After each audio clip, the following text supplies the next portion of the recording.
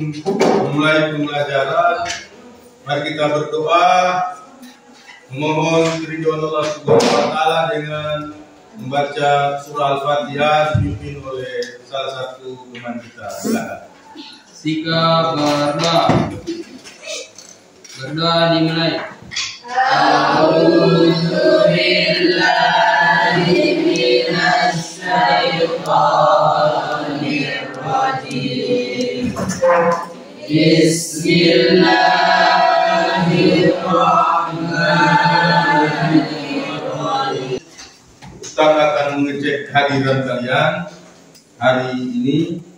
Ada yang tidak hadir? Atas nama? Dulu pernah kalian pelajari tentang ukuran data, misalnya membuat tabel distribusi frekuensi, histogram, dan lain sebagainya, yang kita namakan sebagai penyajian data. Nah, sekarang kita akan masuk ke ukuran pemusatan data. Nah, bagaimana ukuran pemusatan data? Nanti Ustaz kirim sebuah video, nanti kamu tonton dulu 1 menit saja. Dari diagram batang ini kita diminta untuk menentukan berapakah mean, modus, dan mediannya. Oke, langkah pertama. Dari hasil penyajian data berupa diagram batang, kita diminta untuk menentukan ukuran pemusatan data yang disebut dengan mean, median, dan modus. Ini data tunggal hari ini ya. Hari ini kita pelajari tentang data tunggal. Nah, oleh karena itu nanti kita bagikan LKPD berupa masalah yang terkait dengan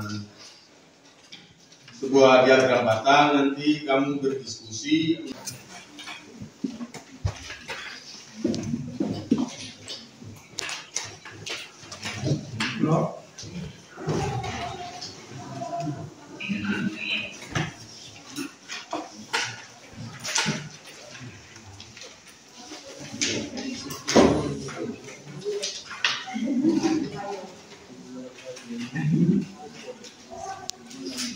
Dan ikuti instruksi yang ada di dalam itu, membaca diagram batang tersebut, kemudian berubah ke dalam tabel distribusi frekuensi. Langkah pertama, coba lakukan. Selama pertama, tinggal kalian lihat diagram batang ini. Nah, nilai. Berarti pertama nilai berapa? Ada berapa? Isi frekuensinya ada berapa? Isi di sini ya. Nah, nanti terakhir dijumlahkan jumlah frekuensinya. Ayo. Ini nanti lihat di sini, nilainya di sini, lihat di sini. Frekuensinya itu lihat di tingginya. Buat itu saja.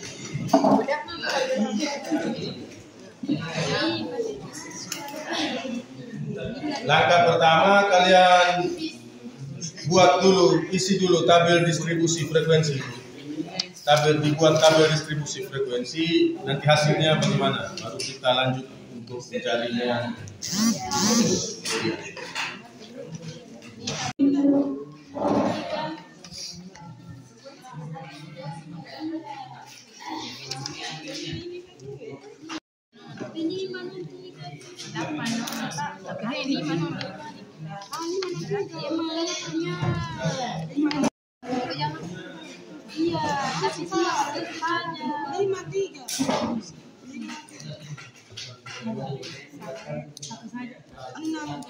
Nilainya itu yang ambil di ke bawah ini.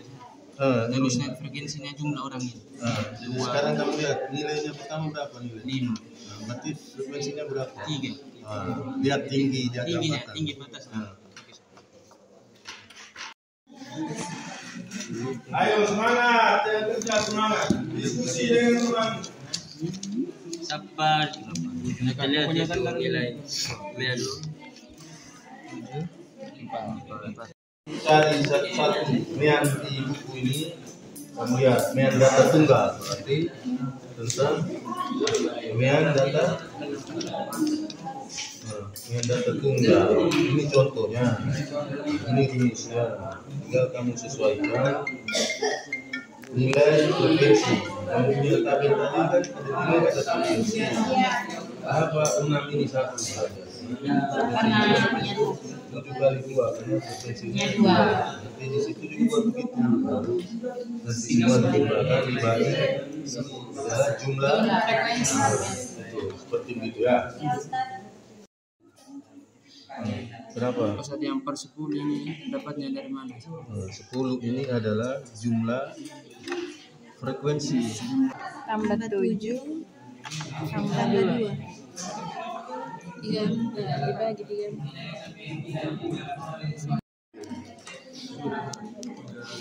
Nanti dijumlahkan ya. Iya. Terus apa? Sudah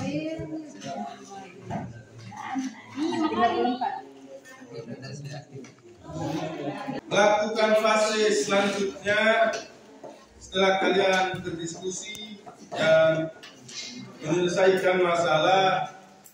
Tentunya apa yang sudah kalian kerjakan harus dilaporkan.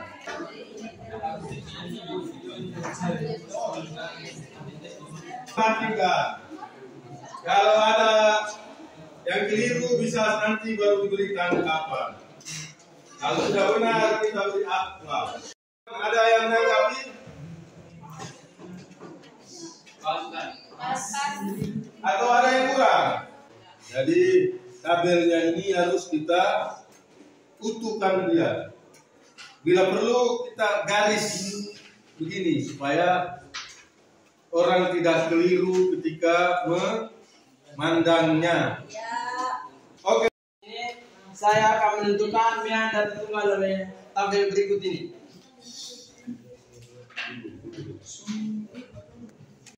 Jadi untuk menentukan mean data tunggal ini kita mengambil nilai dan frekuensi dari tabel distribusi frekuensi ini. Yang pertama nilainya ada 5, frekuensinya ada 3, jadi 5 dikali 3. Kemudian nilainya 6, frekuensinya 8. 6 dikali 4 ini dapat dari mana? Dapat dari jumlah semua frekuensi di samping kanan ini. Kemudian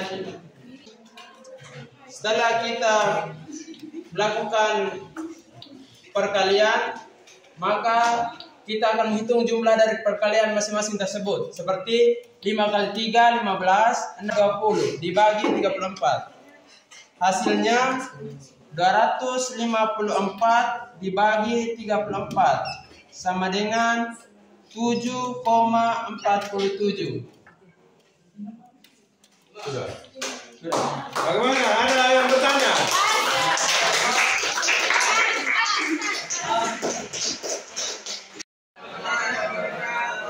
Saya akan menjelaskan nilai median data tunggal dari tabel frekuensi berikut. Mengapa pada XN diisi dengan X34? Karena X34 adalah jumlah dari seluruh frekuensinya, seluruh siswa yang mendapatkan nilai. N itu apa? N ini adalah jumlah frekuensi. Jadi teman-teman sudah mengerti? Sudah. Good. Setelah menentukan hasil jumlah frekuensinya, kita akan menentukan urutan datanya. X34 kita bagi dengan 2 dan mendapatkan hasil 17.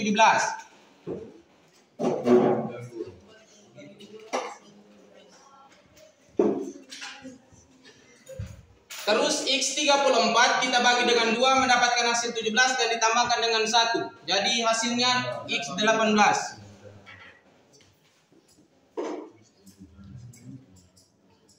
X17 dan X18 merupakan urutan bilangannya.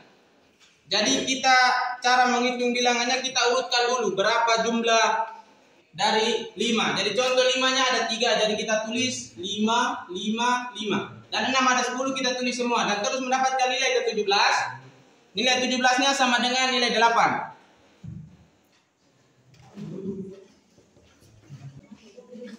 Jadi 1/2 dalam kurung 8 tambah 8 dijumlahkan menjadi 16 dibagi 2.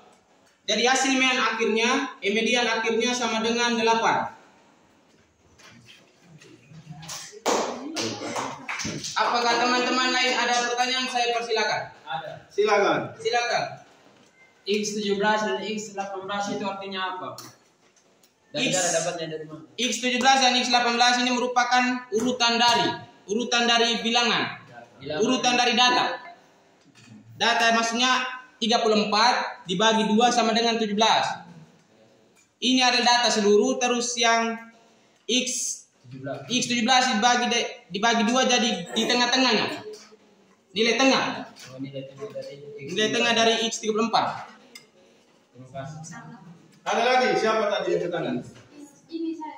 Nama siapa? Nur Sakinah. Cara mendapatkan 8 kan 17 tambah 18 kan nilainya itu berbeda. Terus kenapa hasilnya 88?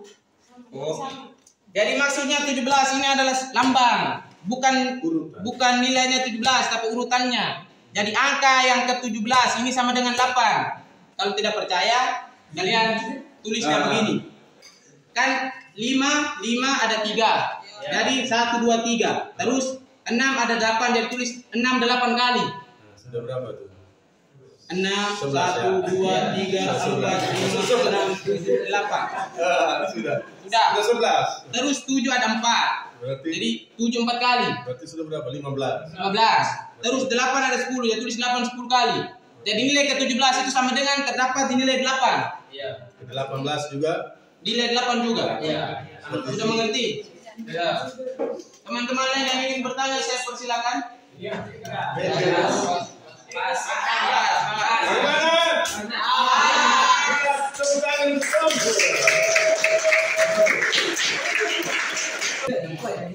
Assalamualaikum warahmatullahi wabarakatuh. Waalaikumsalam warahmatullahi wabarakatuh. Saya akan sedikit menjelaskan. Jadi, seperti teman-teman lihat di papan tabel distribusi. Seperti yang kita ketahui, modus adalah nilai yang sering muncul. Dari tabel distribusi frekuensi di sini, jadi frekuensi yang paling banyak adalah 10. Jadi nilainya adalah 8. Jadi modus itu adalah nilai yang paling sering muncul. Jadi nilai yang paling sering muncul adalah 8. Bagaimana? Bisa dipahami? Bisa. Oke. Terima kasih, tepuk tangan lagi.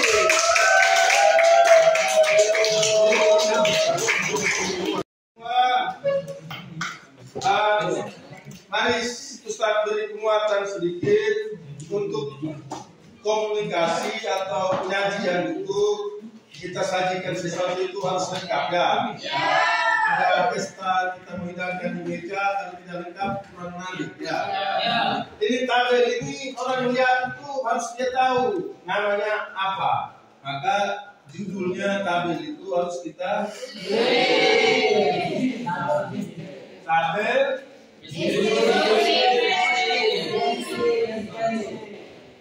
frekuensi nilai apa? Nilai ujian.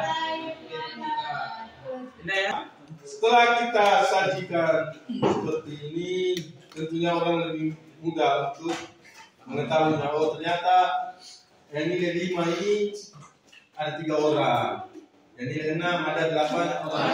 Berarti di kelas itu manusianya berjumlah berapa siswanya? 3.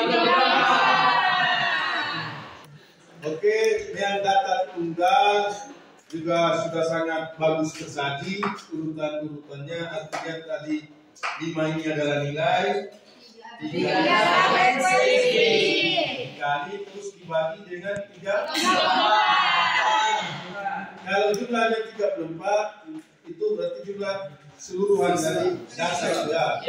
Kalau pembicaraannya tentang lain nanti jumlahnya, kalau intinya dijumlahin berapa itulah yang dibagi dari hasil perkalian masing-masing frekuensi atau sigma ya. Nah, kemudian ini median ini juga harus kalian hati-hati. Di median itu yang dimaksud XN ini bukan nilai XN, N itu artinya jumlah data. N itu disimbol N, itu artinya jumlah dari sesuatu. Nah, X17, X18, tadi teman ada bertanya, kenapa tidak 17 dan 18 dibagi 2? X17 itu artinya urutan ke-17. Seperti yang ini, mari kita sama-sama membuat kesimpulan. Kira-kira pengalaman kamu kerja tadi itu langkah pertama apa yang kamu lakukan? Rumusnya. Mencari rumus. Setelah kamu menerima masalah itu apa yang kamu lakukan? Memahami masalah terkait dengan apa ya? Setelah kita memahami masalah terkait dengan apa terkait dengan pemusatan data, yaitu media. Maka langkah berikutnya apa yang kamu lakukan? Kamu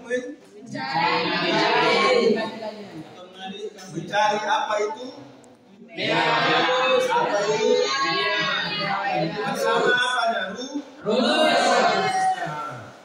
Dari hasil pencarian itu kita cocokkan dengan masalah kita, lalu kita selesaikan masalah kita. Lalu kita tulis dalam susun yang bagus, supaya nanti kita sajikan itu menjadi indah ketika dipandang maupun dilihat oleh orang yang membacanya. Gitu ya. Nah, untuk itu tadi yang di video awal tadi itu menjadi tugas individu, supaya nanti kamu kerjakan untuk penilaian individu. Apakah kamu sudah memahami modus median di dalam pemusatan data ini? Nah, untuk itu pada pertemuan selanjutnya besok jam yang sama kita lanjutkan pembelajaran kita untuk materi pemusatan data kelompok. Jadi nanti besok itu kita kerja kayak hari ini, tapi mean data kelompok. Mari kita mensyukuri segala rahmat Tuhan, rahmat Allah yang Maha Kuasa. Kita diberi kesehatan. Mudah-mudahan besok yang sakit juga hadir. Dari madrasah kita untuk pembelajaran kita hari ini, kita bersyukur dengan mengucapkan hamdalah. Billahi taufiq wal hidayah. Assalamualaikum warahmatullahi wabarakatuh.